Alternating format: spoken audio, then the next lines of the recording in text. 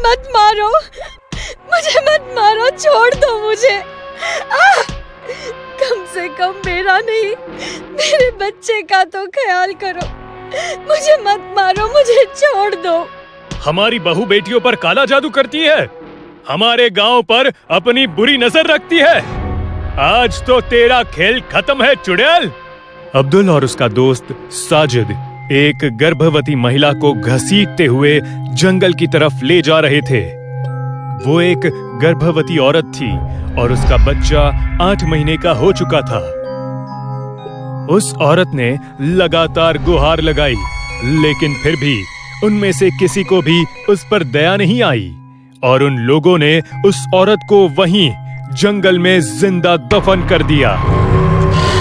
अरे अब्दुल मियां, इस औरत की कहानी तो खत्म हो गई, लेकिन इस औरत के पेट में बच्चा भी था। कहते हैं कभी भी गर्भवती औरत को तकलीफ नहीं देनी चाहिए, वरना इसका अंजाम बहुत भयानक होता है। अरे अंजाम तो भयानक तब होता अगर हम इस प्रेग्नेंट चुड़ैल को सही समय पर पकड़कर ना दफनाते, वरना ना जाने ये चुड़ैल हमारे गांव में और क्या क्या कलेश करवाती। उस रात वो सभी अपने घर चले गए। इस घटना को अब 1 साल बीत चुका था। आज अब्दुल एक बारात से अपने घर लौट रहा था। गांव से बाहर निकलने और गांव में दाखिल होने का बस एकमात्र रास्ता था और वो है जंगल का रास्ता। वो जंगल ही एकमात्र ऐसा केंद्र था जो गांव को बाहरी रास्तों से जोड़ता था। रात के करीब 2 बज रहे थे। अब्दुल अपनी साइकिल पर सवार मस्त मौला अंदाज में गांव की तरफ आ रहा था कि तभी वो जंगल में पहुंचता है और कुछ देर तक अपने सामने उस जंगल के गुफ्त सन्नाटे और पसरे कोहरे को गौर से देखता है और अपने मन में बड़बड़ाता है, हे ऊपर वाले, उत्साह में मैं तो ये भूल ही गया कि गांव जाने के लिए जंगल से होकर गुजरना होगा।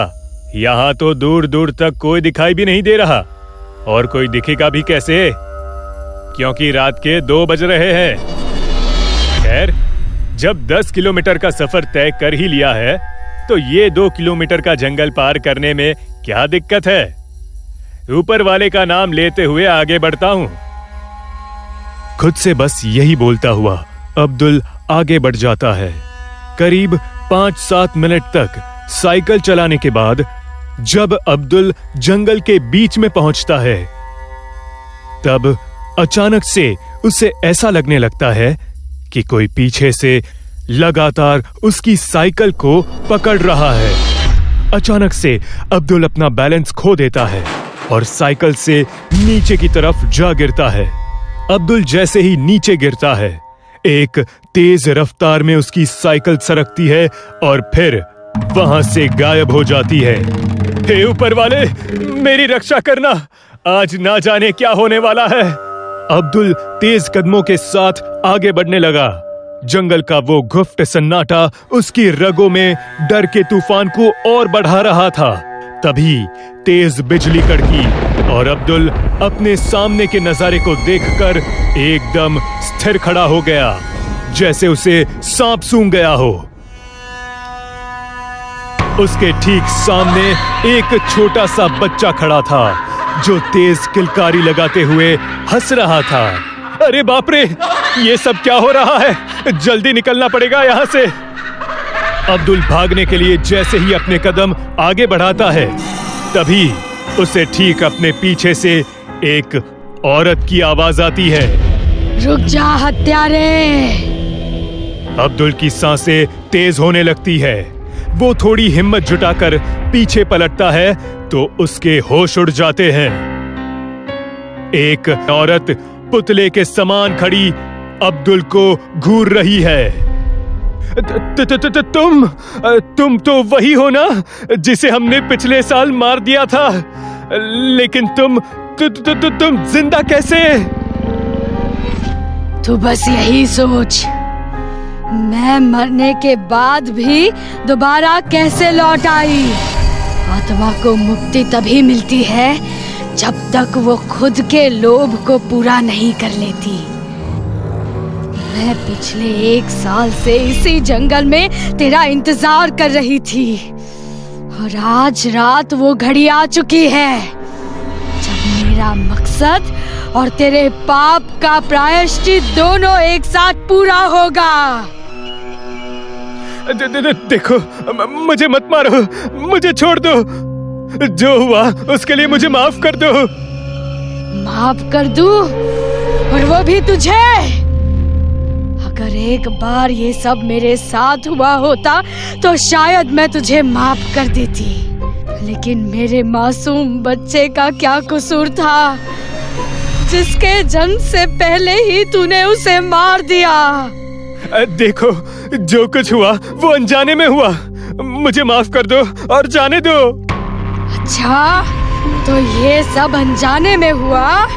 क्या तूने मुझे माँ भी अनजाने में बनाया? और आखिर में गांव वालों को तेरे इस नाजायज औलाद का पता ना चल सके इसलिए तूने धोखे से हमें मार दिया।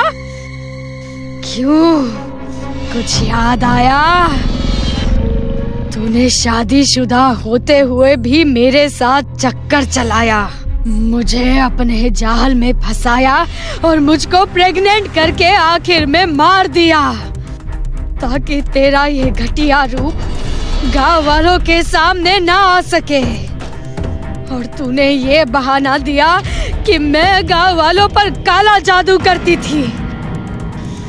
अब तू मरने के लिए तैयार हो जा, ठीक उसी तरह जिस तरह तूने मुझे मारा था। ये दास्तां सुनने के बाद अब्दुल डरकर तेजी से वहां से भागने लगा, लेकिन तभी अचानक अब्दुल सामने एक गहरे दलदल में फंस जाता है और धीरे धीरे अंदर की तरफ धंसने लगता है। अब्दुल बाहर निकलने के लिए बहुत हाथ पैर मारता है, लेकिन वो अंदर धंसता चला जाता है। मुझे मत मारो, मुझसे जो हुआ उसके लिए मुझे माफ कर दो। आइंदा ऐसी गलती कभी नहीं करूंगा। ठीक है, जब तेरा पुनर्जन्म होगा, यानी अगले जन्म में, इस चीज का ख्याल रखना। इस जन्म में तो मैं तुझे नहीं छोड़ूंगी।